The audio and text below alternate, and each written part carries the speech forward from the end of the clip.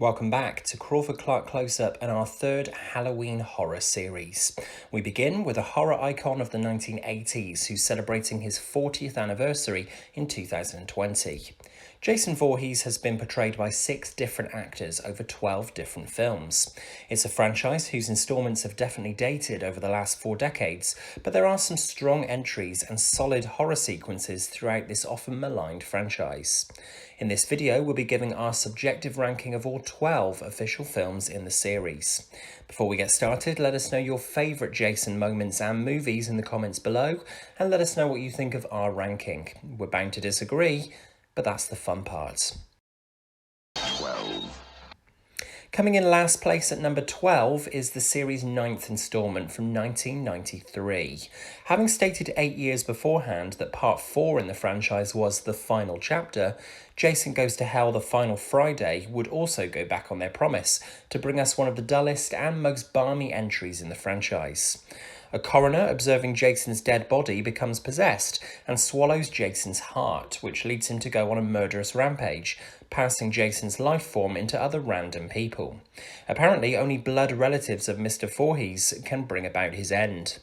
The acting is particularly awful and the effects are lousy in this dud. Just above this at number 11 will probably be Little Surprise, 2001's Jason X, an over-the-top sequel set over 400 years in the future on a spaceship where a cryogenically frozen Jason and a woman from the year 2000 are thawed out and Jason becomes stronger than ever before floating off into space.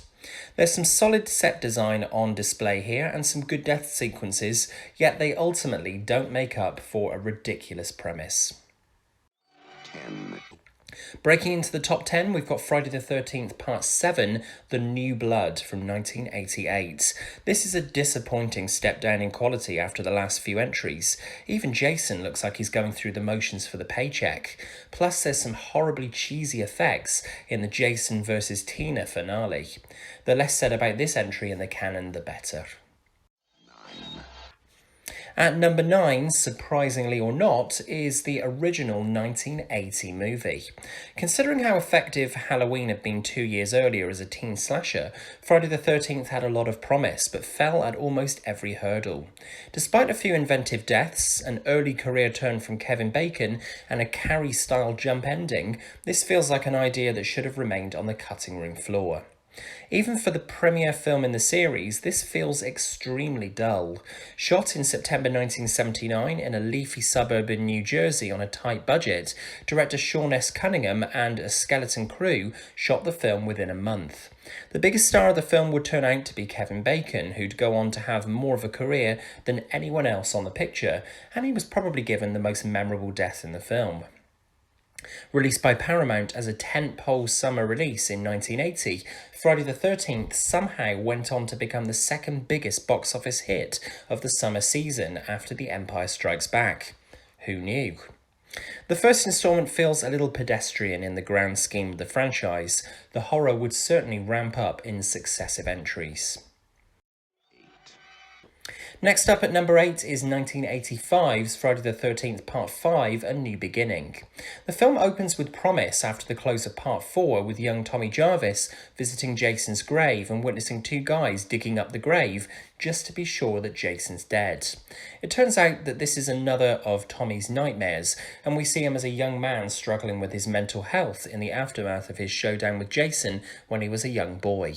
The film is certainly better acted than most of the preceding films, but there's a definite lack of menace and of Jason in general in this outing. 7. At number 7, Friday the 13th Part 2. Here we have a more engaging sequel with smoother transitions, better characters, and a swifter runtime. Plus it's actually Jason doing the kills this time around, though we don't get the trademark hockey mask adorning the killer's face until Part 3. That being said, the sack over the head is a uniquely chilling look. Amy Steele's heroine Ginny is also one of the more realistic protagonists in the series, and impressed the filmmakers to the point that they offered her to reprise the role for the original vision for Part 3, but she turned down the opportunity to return to the franchise. Just outside our top 5 at number 6 is the aforementioned Friday the 13th Part 3D. The third film released in the first 2 years, ignoring the 3D gimmick that was everywhere in the early 80s, this is a solid third entry in the canon, most memorable I guess for the fact that Jason gets to adorn the infamous hockey mask for the first time. The final act in particular is also one of the most solid denouements in the series. 5, Beginning the top 5 is Freddy vs. Jason. It was a gamble to put two 80s horror legends in the same film, and this is far more a Freddy-centric movie than a Jason one, but it's the most all-round entertaining either franchise had been for about a decade up to this point. Robert Englund and one-time Jason Ken Kersinger lap up the limelight in particular in this crazy finale, where the two face off. This is an entertaining movie in the series, if little else, and it's ultimately Jason who strides out of the lake at the end, defying the odds, seemingly unstoppable, as we've always assumed. At number 4, prepare to be surprised. It's the generally hated Friday the 13th Part 8, Jason Takes Manhattan. Part 8 boasts an excellent score, some great suspense, and some of the most gruesome kills of the series, cutting away on impact in some places to make your imagination go wild. Jason picks off a load of people on a boat heading to Manhattan before making his way out into the city. Unfairly maligned entry in the series, but this is Part 8. They had to move away from Crystal Lake sometime, and what better, more claustrophobic way of doing it than picking people off one by one in close proximity out at sea? There's even a doomsayer dockhand trying to tell the passengers that Jason is going to kill them all in a nice, if perhaps OTT, nod to the cameo character from the first 2 entries in the franchise. If you're going to go full-on slasher, you may as well do it like this. 3, Kicking off the top 3, we start with the rebooted Friday the 13th from 2009. We start the film with a 20-minute opener that flashes back to 1980 and the single girl left who kills Mrs. Voorhees, only this time young Jason witnesses his mum being killed. Fast forward to the present day and a group of teenagers are visiting Camp Crystal Lake. We think the story proper has begun before a bag-wearing Jason, in a nod back to the original Friday Part 2, starts picking said campmates off one by one. 2 deaths in particular being very grisly, before the title appears. It's an effective piece of misdirection that sets the film up very well. This Jason is not your typical slow-walking antagonist. He trudges along, he's sadistically violent, some of the most vicious kills feature in this reboot, but the teen characters remain by and large as obnoxious as they've always been, making you will Jason on to pick them off one by one in more gruesome ways each time. There's flashy editing. Hell, it's a Michael Bay production. Did you expect anything else? And the film looks a little too slick at times, given that this is essentially a ramped-up retread of the 1980 original, but this is one of the most wholly satisfying entries in the series. Just missing out on the top spot is Friday the 13th, the final chapter from 1984. Widely regarded as the best instalment in the series, this is the one with young Corey Feldman and the machete going right through Jason's unmasked head in the finale. There's a great amount of suspense in this outing, and the film is very well paced. 1, So at number 1, in our opinion, is 1986's Friday the 13th Part 6, Jason Lives. Here's the film that struck the best balance between humour and scares, and Jason is probably the best he's been throughout the series.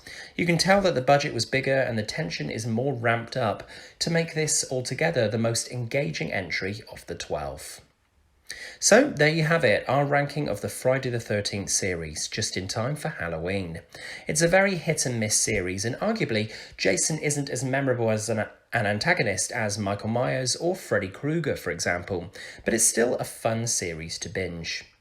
If you enjoyed this video, don't forget to subscribe at the top of the page to ensure you don't miss out on any new content. Come and find Crawford-Clark Close-Up on Facebook and follow us on Twitter. You can also drop us an email with suggestions for future reviews on the channel to crawfordclarkcloseup@gmail.com. You can also follow us on the movie app Letterboxd. Just search for CC Close-Up. Coming up next, we've got another horror anniversary to celebrate. This time, it's the 60th anniversary this year of Hitchcock's mighty Psycho. Thanks for watching, and until next time, that's a wrap.